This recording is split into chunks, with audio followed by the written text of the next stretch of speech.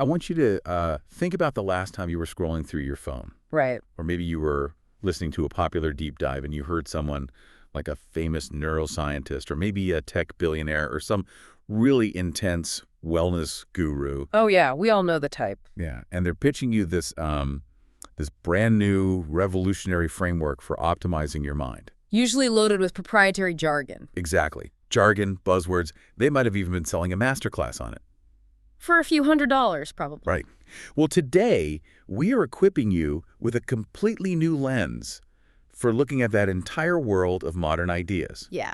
We are diving into a massive, frankly, mind-bending exploration. It really is. And it is going to fundamentally change how you consume intellectual media and self-help from here on out. It's a total paradigm shift. I mean, we're going to ask you to hold several different disciplines in your head all at once today. We are looking at the very architecture of human understanding, how we map our own minds, and more importantly, how the modern prestige economy might actually be incentivizing some of our most celebrated public thinkers to lie to you about where their ideas come from. Exactly, because at the core of our conversation today is the historical mapping of the interior life. Yep. And when we say the interior life, we aren't talking about some vague woo-woo concept. Yeah, not at all. We mean the literal fundamental structure of your perception, like how your brain actually creates meaning. The mechanics of the ego. Yes. The raw, unfiltered nature of what it feels like to be a conscious being. And to really get to the bottom of this, we are looking at an incredibly dense stack of material today. It's a heavy stack. It is. We've got cross-domain maps that link quantum physics to ancient mysticism. We have deep dives into the demystification of spirituality. We've got the foundational texts of systems theory. And finally, and this is the really provocative part, we have a formal research hypothesis testing the economics of attention. That hypothesis is really the engine of today's discussion. It is. We're going to rigorously examine a very specific, testable idea. We're asking, are modern public-facing thinkers genuinely discovering brand new, unprecedented truths about the human condition? Right. Or are they strategically repackaging ancient spiritual technologies, things that were developed over thousands of years, as forms of psychological medicine and commercializing them for status, fame, and profit? Okay, let's unpack this. Yeah. Because before we can start pointing fingers and evaluating whether someone is essentially committing intellectual grift. Right, the repackaging. Yeah, the repackaging of the map of the mind. Before we do that, we have to establish what that map actually is. We have to look at the background reality that makes this whole debate possible in the first place. Right. And the foundational premise here is actually quite beautiful in its simplicity. It's the background fact that psychology, spirituality, and the philosophy of mind are historically continuous traditions. They aren't separate. No. They aren't isolated endeavors that just happen to bump into each other in the 21st century. They have always been studying the exact same phenomenon. Human interiority. The inside of the mind. Exactly. The separation we see today where the therapist is in one building, the priest is in another, and the cognitive scientist is in a lab across town that is an illusion. A modern illusion. Created by modern academic and societal silos. They are differentiated by their vocabulary, their institutions, and the way they argue, but never by the actual subject matter they are looking at.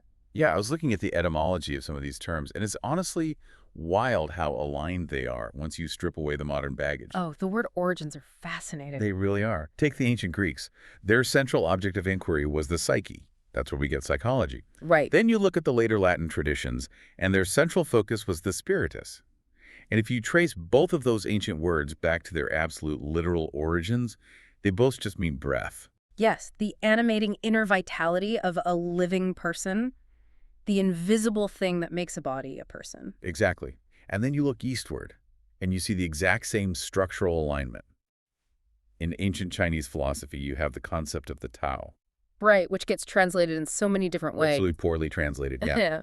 But it essentially describes the underlying dynamic order of reality, the pattern through which everything unfolds. Yes. And if you cross back over to the West and look at Hellenistic thinkers, they were using the term logos to describe an almost identical concept, an underlying universal logic or order that the human mind has the capacity to recognize and align with. The language changes completely depending on what continent you're standing on or what century you're in. Yeah. But the structure of reality and the interior life remains remarkably constant. Which is why To really understand this, we have to completely demystify the word spirituality. We have to strip away the cultural window dressing. And the absolute pioneer for this framework was William James. Oh, definitely. In the early 1900s, he published The Varieties of Religious Experience. It is arguably one of the most important books of modern psychology. James basically said, let's separate the institution from the sensation. He essentially argued that religion, at its absolute core origin point, is just a direct, personal, and highly subjective experience of reality. His whole project was a pragmatic psychology of religion. He didn't care if a vision was sent by God or generated by a temporal lobe seizure. Right, the origin of the spark didn't matter. Exactly. He cared about what the experience did to the person. Everything else, the massive cathedrals, the dogma, the strict hierarchies, the written laws, all of that is just a secondary human-made layer built on top of a raw, primary psychological event. The analogy from the source text that gets used here, which I think is absolutely brilliant, is the difference between menus and meals. I love that analogy. It's so good. James is essentially arguing that institutional religions, dogmas, and theologies are just menus.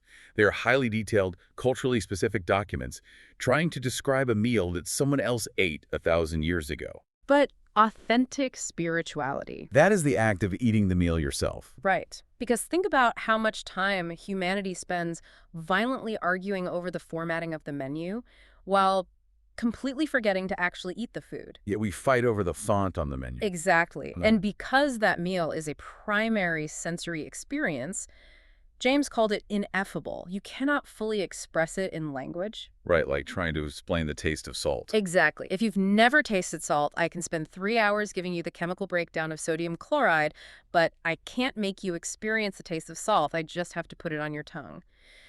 James effectively took revelation out of the clouds and planted it firmly in human neurology and psychology. That pragmatic approach paves the way for what academics call perennial phenomenology, which sounds like a mouthful. It does sound dense. But we're really just talking about the work of major intellectual heavyweights like Aldous Huxley, Walter T. Stace, and Houston Smith. They championed the perennial philosophy. Right, the idea that if you dig underneath the surface of all these wildly different traditions, you hit the exact same bedrock. Right. So a mystic in 12th century Europe who has a profound ego-dissolving internal shift is naturally going to describe it using the Christian vocabulary available to them. Maybe they call it union with the divine. And an 8th century Buddhist having the exact same cognitive shift is going to use the framework of their tradition, perhaps calling it realizing emptiness. They will produce vastly different mythologies, but underneath the cultural translation, they are describing the exact same cognitive shift. And Walter T. Stace actually defined what that shift is. He called it the direct apprehension of unity in all things. It's an experience of non-duality. It's the sudden, profound realization that the boundary between you and the universe is actually a mental illusion. I want to ground this for you, the listener, right now. Because you don't need to be a monk in a cave to know what we're talking about. Yeah. Have you ever had one of those moments where time just seems to stop? Maybe you're standing at the edge of the ocean, or you were in the middle of a really intense, beautiful piece of music, or even just in a deep flow state while working. Right. And suddenly that nagging voice in your head, the one that constantly worries about your taxes and what people think of you, it just vanished. And you felt a sudden, overwhelming sense of being totally connected or integrated with everything around you. That is the raw phenomena. That is the ineffable, direct, experiential insight. And the point is that ancient traditions were rigorously mapping those exact psychological states centuries before we even had the vocabulary for cognitive science. Which is why this demystification is so crucial to our deep dive today. Mm. Once you strip away the supernatural elements, the angels, the demons, the requirement that you submit to an external religious authority, what you are left with is a highly refined science of the mind. And that seamlessly sets the stage for how modern 20th century empirical science began to suddenly discover these exact same principles, just using entirely new tools. Yeah, this is the era of the modern translators. As human knowledge expanded over the last few centuries, it fragmented. Right. We created the modern university system. Right. We put physics in one building, Psychology in another. biology somewhere else. But eventually, science reached a point where it had to reckon with the mind and its relationship to the physical world. It couldn't just study isolated mechanical parts anymore. It had to study the dynamic relationships between things. And that collision gave birth to the systems paradigm. And as science started looking at complex systems, thinkers began to interpret those ancient mystical insights in a completely new light. Not as magical thinking, but as the intuitive recognition of interdependence. Let's trace this convergence, because it is fascinating to see the language evolve. We can start with Gregory Bateson in the 1970s. He wrote a pivotal book called Mind and Nature, A Necessary Unity. Oh, Bateson is amazing. Bateson proposed something radical for Western science. He said the mind is not a physical thing confined inside your skull. Mind is a property of complex systems. He famously called it the pattern which connects. To really visualize what Bateson is saying, think about an ancient growth forest. You have wolves, deer, grass, fungi, and soil. An entire ecosystem. Right. The intelligence of that forest isn't located in the brain of the alpha wolf. The mind of the forest is the complex, self-regulating feedback loop between all those interacting elements. So if the deer overpopulate, they eat the grass, Which changes the soil, which affects the fungi. which limits the deer, which then feeds the wolves. The whole system is thinking. And Bateson is such a crucial bridge figure because he explicitly warned against the rigid, binary thinking of Western science. The idea that you can isolate a variable from its environment and truly understand it. It's impossible. Right. What's incredible is how his scientific arguments perfectly mirror early Taoist philosophy. Think about the concept of wu-wei. Oh, that gets misunderstood constantly. Constantly. It often gets translated in pop culture as non-action or just being passive, but that's totally wrong. It actually means steering with the current of a complex system rather than trying to force your own isolated will against it. Yes. Bateson was basically using mid-20th century science to prove that ecosystems think, cultures think, and that human consciousness is emergent from its relationships. And from Bateson, we move into the cognitive sciences with Francisco Varela, Evan Thompson, and Eleanor Roche, and their groundbreaking book, The Embodied Mind. A completely foundational text. Absolutely. This text was a complete rejection of the dominant cognitive science model of the 1980s and 90s, which treated the brain like a computer. Like a passive hard drive. Right, just recording an objective external world. They introduced the concept of an active consciousness. And I really want to unpack inactive because it sounds super academic, but it's incredibly practical. It means that the organism and the environment mutually enact each other. They co-create reality through interaction. The analogy that always sticks with me from that work is that consciousness is like walking a path by laying down the stones as you step. That is such a good visual. The path doesn't exist out there waiting for you to passively observe it. Your physical action creates the path, and the path simultaneously shapes your next physical step. It's a profound epistemological shift. You aren't a camera recording reality. You are a participant generating it. And what Varela and his co-authors explicitly argued was that this inactive framework and Buddhist meditative insight are describing the exact same processes from different angles. Exactly. You can use an fMRI, or you can use rigorous introspective meditation. Both reveal that the boundary between the observer and the observed is entirely fluid. Then we get into systems theory on a macro scale with Ken Wilber's Sex, Ecology, Spirituality. Wilber introduces the concept of holarchies. Holarchies. Yeah, and a holarchy is just nested layers of increasing complexity. Think about it. An atom is a whole thing, but it's also a part of a molecule. A molecule is whole, but it's part of a cell. A cell is part of an organ is part of a body is part of a society. And Wilber's framework takes all this scientific observation and connects it directly to spiritual evolution. He argues that what we call spiritual growth is simply human consciousness realizing its actual place within this massive interconnected system. Right. You start by identifying strictly with your isolated ego. Then, as you mature, your identity expands to include your community, then the entire human species, then the biosphere, and ultimately the cosmos itself. It's systems theory applied to identity. Which brings us crashing directly into modern neuroscience with Thomas Metzinger's book, The Ego Tunnel. This is where the empirical data really starts to flex. Oh, Metzinger is brilliant. He uses advanced neuroscience to prove that the self, that very distinct feeling of being a tiny passenger sitting behind your eyes, driving the meat suit, is a computational model generated by the brain. It is a literal hallucination. Metzinger's analogy is perfect for the modern era. He says you are wearing a highly advanced virtual reality headset that you cannot take off. And the crucial part is that the brain evolved to make you forget you're even wearing it. Right, transparency. You look right through the display. Exactly. The brain generates a highly convincing, immersive simulation of the world, and it drops an avatar of you into the center of it so the biological organism can navigate and survive. And when you read Metzinger, you realize how perfectly this neuroscientific data maps onto the ancient Buddhist concept of anatta, which literally translates to non-self. Yes. When ancient mystics talk about achieving ego death or emptiness, they aren't talking about literally dying. Metzinger is essentially explaining the biological, neurological mechanism of what happens when the brain's modeling software momentarily pauses. The VR headset glitches. Exactly. The headset glitches, and for a second, you perceive reality without the avatar in the middle of it. And we can push this even further into the hard sciences. If you look at quantum physics, David Bohm proposed the implicate order. Okay, yes, let's definitely pause and explain the implicate order, because that is a very heavy concept. It is. Think of the implicate order like an ocean, and the reality we perceive every day, the explicate order, is the waves and the foam on top. To us, every bubble of foam looks like a separate, isolated thing. That's how we see the universe, as a bunch of separate objects. But Bohm suggested that underneath that illusion of separation, everything is unbroken and continuous. The bubbles are just temporary expressions of the single ocean. That is beautifully put.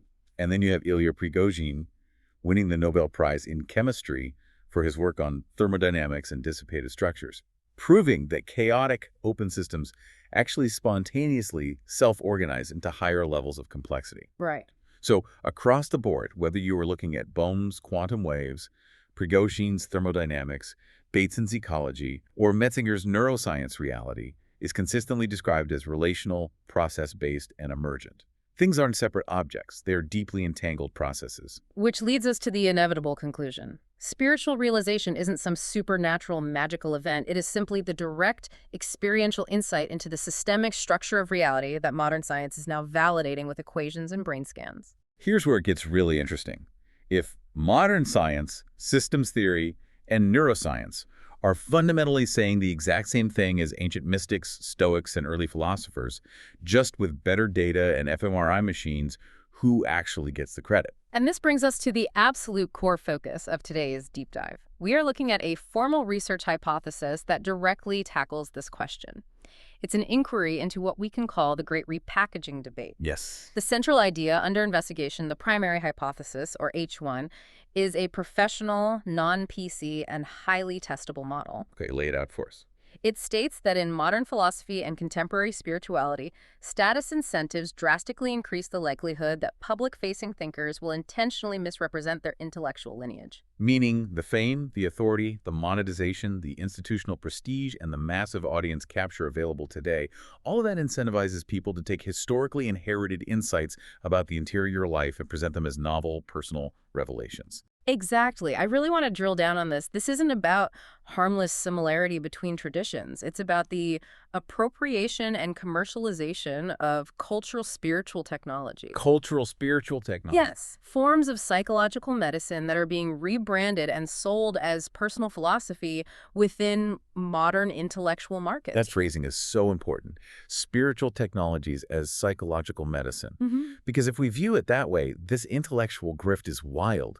It's like finding a recipe for penicillin that a village has been using for 1,000 years, slapping a Silicon Valley startup logo on it and saying, I have discovered the cure for infection, and you can access my proprietary framework for $99 a month. That is exactly the dynamic being tested. It all comes down to the economics of attention. Let's look at how the modern intellectual market actually functions. When knowledge circulates today, it goes through TED Talks, massive publishing deals, algorithmic social media feeds, and podcast empires. For an idea to gain traction in that environment, it has to get attached to a recognizable figure. The thinker fundamentally becomes the brand. And in that hyper-competitive attention economy, the person presenting the insight receives the credit, the status, and the financial reward for its formulation, rather than the vast, complex lineage of thinkers who actually did the hard work of developing the idea over generations. So the obvious question is, how do you actually test if this is happening? To do that, we look at the operational predictions of the hypothesis. The model predicts that the higher a thinker's dependence on status rewards, meaning the larger their platform, the more intense their personal branding, or how much of their revenue is tied directly to their persona, the more frequently their outputs will exhibit specific lineage suppression behaviors. Lineage suppression behaviors, I love that term. And there is a brilliant checklist in our sources for how to spot these behaviors in the media you consume every day. I guarantee as we walk through these, you, the listener, are going to instantly think of 3 or 4 influencers or authors you follow. Oh, absolutely. The first and most blatant behavior is non-citation. Just not giving credit. Right. This happens when a thinker claims, no one has said this before, or this is a completely new framework I've developed, or simply, I discovered this, while completely ignoring clearly relevant historical antecedents that are structurally identical to their new idea. Second is rebranding. This is the bread and butter of the wellness and self-help industry. Totally. It's taking deeply established concepts about the interior life, things like the ego, the self-model, the mechanics of attention, psychological projection, self-deception, or non-dual recognition, and slapping proprietary terminology or a signature trademarked framing on them. They change the packaging to make it appear as an original invention. Third is what the hypothesis calls strategic vagueness.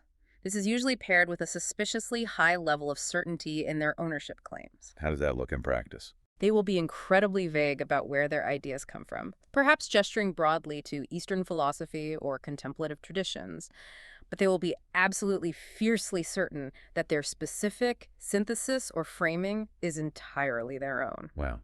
Okay, fourth is the use of mythologized origin stories. This one is everywhere. Thinkers will use a personal conversion or awakening narrative as concrete evidence of their originality.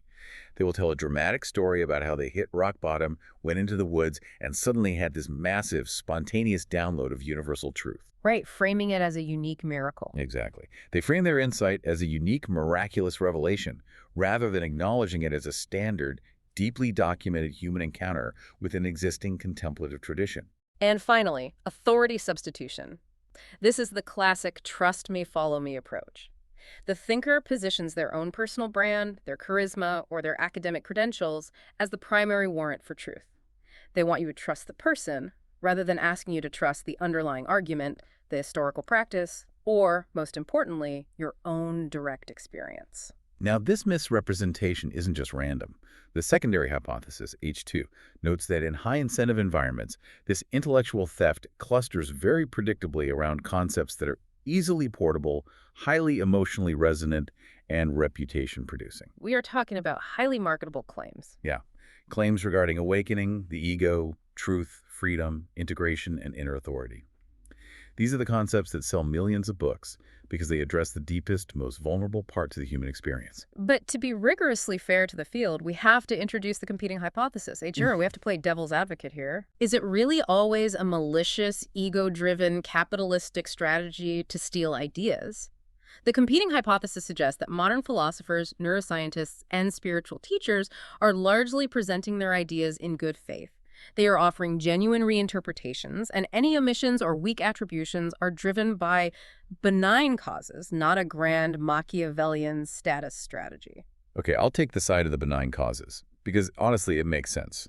The first benign cause is just translation across eras. Sure. If you are a neuroscientist today, and you want to be taken seriously by your peers and the public, you simply cannot use the language of a 12th century mystic. What was described in metaphysical, poetic language 1,000 years ago literally has to appear in scientific, psychological, or empirical vocabulary today. So it looks like rebranding, but it's really just necessary translation. That is a very strong argument. The second benign cause deals with structural academic silos. We touched on this earlier. The modern university system has radically separated knowledge. The philosophy department literally doesn't share a building or a vocabulary with the neuroscience department, let alone the religious studies department.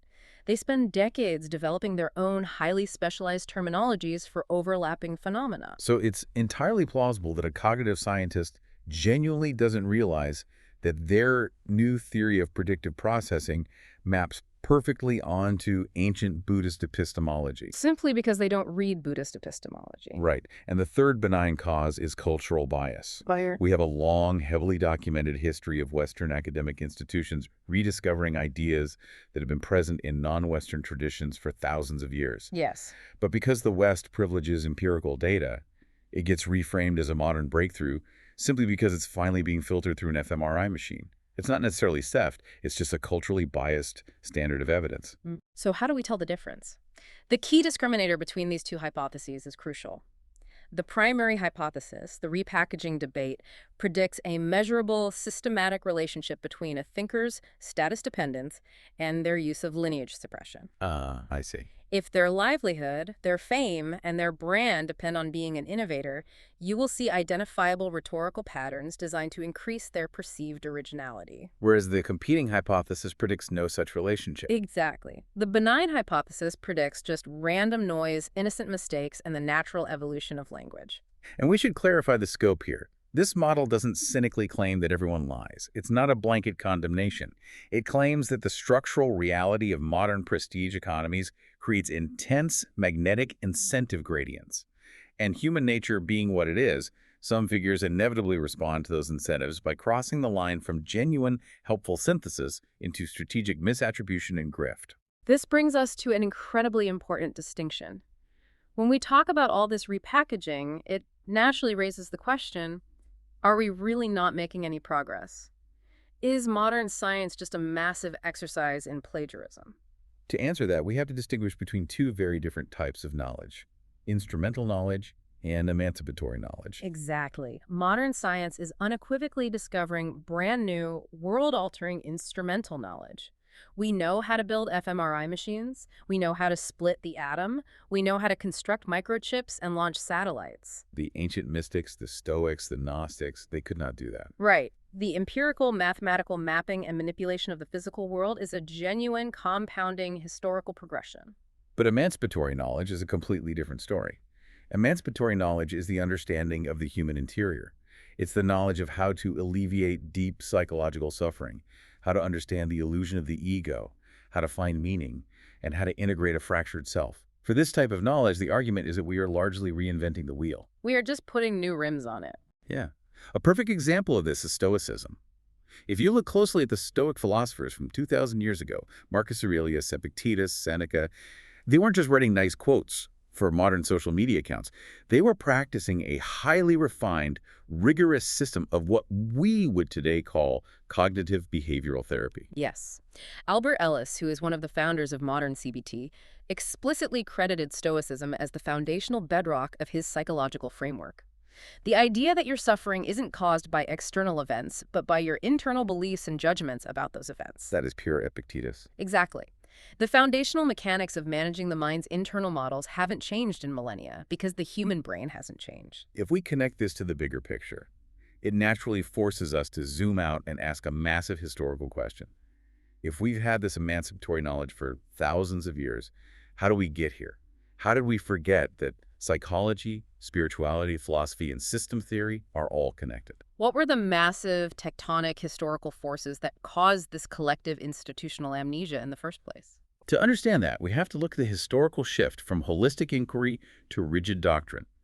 And the timeline for this really centers around the period between 200 BCE and 400 CE, right around the time the Roman Empire was massively consolidating its power. If you look at early philosophy prior to this consolidation, it was vastly different. Figures like Heraclitus in Greece arguing that reality is a constant process of change, or Plato examining the limits of human perception, or Laozi in China exploring dynamic natural processes. Their approach was cosmological and highly holistic. Yes, they were trying to understand how reality as a whole operates. And crucially, knowledge was discovered through dialogue, debate, and open-ended personal inquiry. But then empires get involved. Yeah. And if you are trying to run a massive, sprawling empire across multiple continents, you need stable, highly transmissible narratives to control huge populations. You cannot run an empire, standardize an education system, or unify a military and a legal code if every single citizen is engaged in open-ended, highly personal, mystical inquiry. Precisely. Philosophical ambiguity is incredibly hard to administer at scale.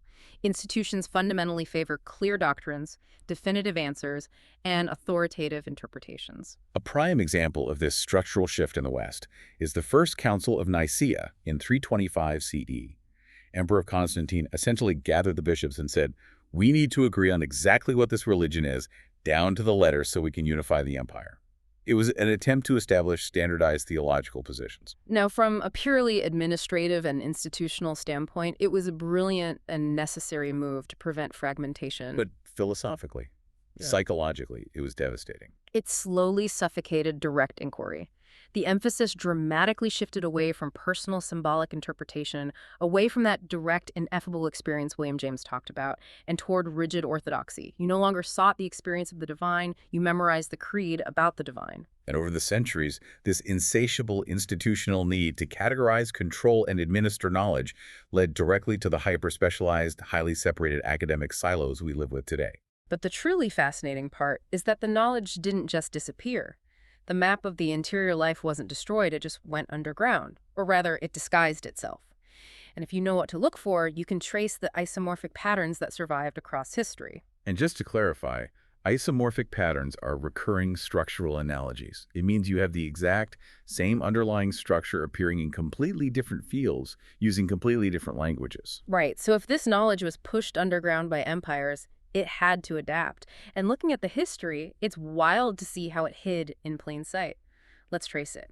We can start with early Gnosticism. Usually, if you hear about Gnosticism, it's dismissed in history books as an obscure, weird religious heresy that Orthodox Christianity stamped out. But if you strip away the religious myth, structurally, Gnosticism was incredibly advanced early cognitive philosophy. The perfect example of this is the Gnostic myth of the demiurge.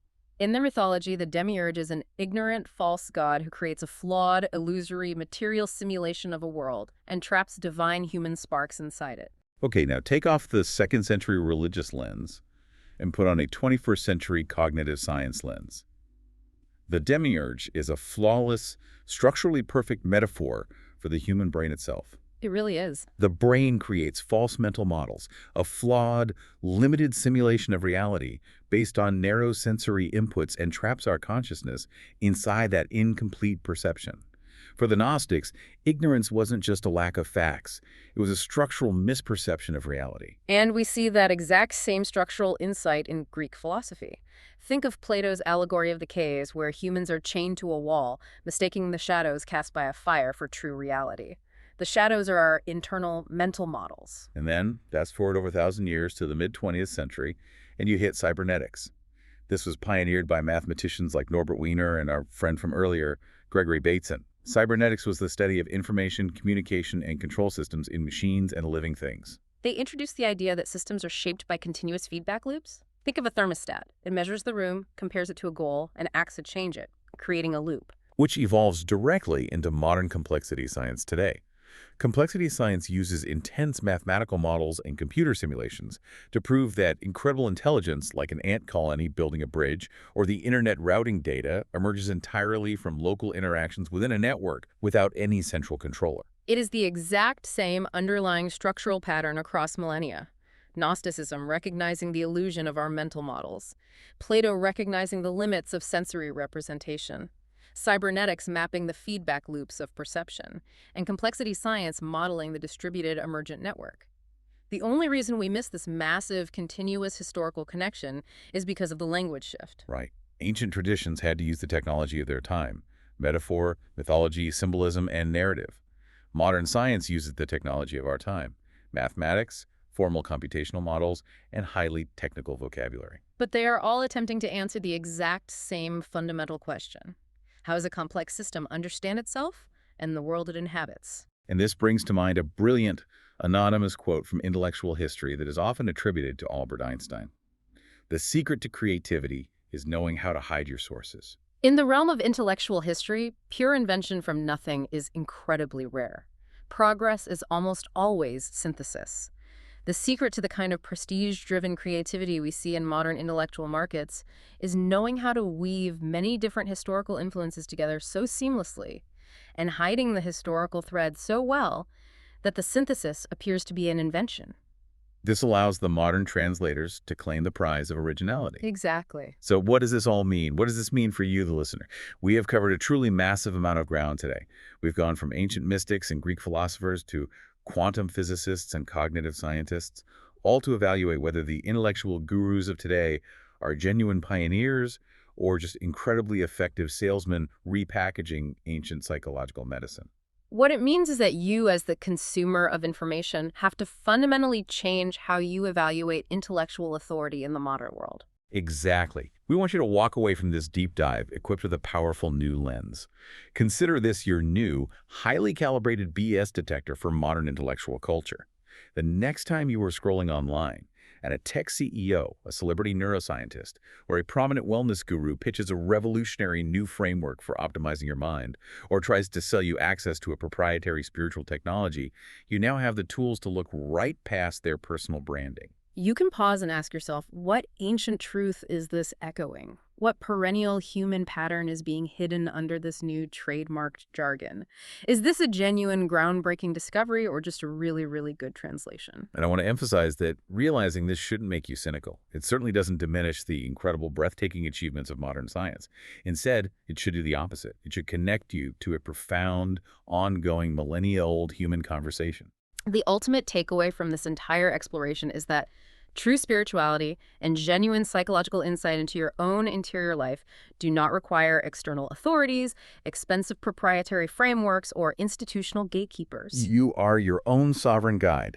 The direct, unmediated experience of reality that ineffable meal William James talked about is the only real teacher you will ever need. You don't need to buy the heavily branded, repackaged map when you can just step outside and walk the territory yourself. I want to leave you with a final, lingering, and incredibly provocative thought to chew on. Think about this from an anthropological perspective. Evolutionary psychology tells us that human cognition and the physical structure of our brains have not fundamentally changed in tens of thousands of years. We are running the exact same biological hardware today as our ancient ancestors who painted on cave walls. If that is true, will we ever produce genuinely new emancipatory insights about the nature of consciousness in the interior life? Or, if we are just endlessly translating the same perennial questions into the popular jargon of our era, what will the next translation look like in 100 years? Will our current cutting-edge neuroscience, our predictive processing models, and our complexity theories sound as archaic, poetic, and metaphorical to people in the 22nd century as medieval alchemy sounds to us today? That is a staggering question to sit with. Are we at the pinnacle of understanding, or just writing the next chapter's metaphor? Thank you so much for joining us on this massive exploration. We hope it has expanded your perspective and given you a new way to view the ideas you encounter every day. Keep questioning the paradigms, trust your own interior experience, and keep looking for the hidden patterns that connect your world.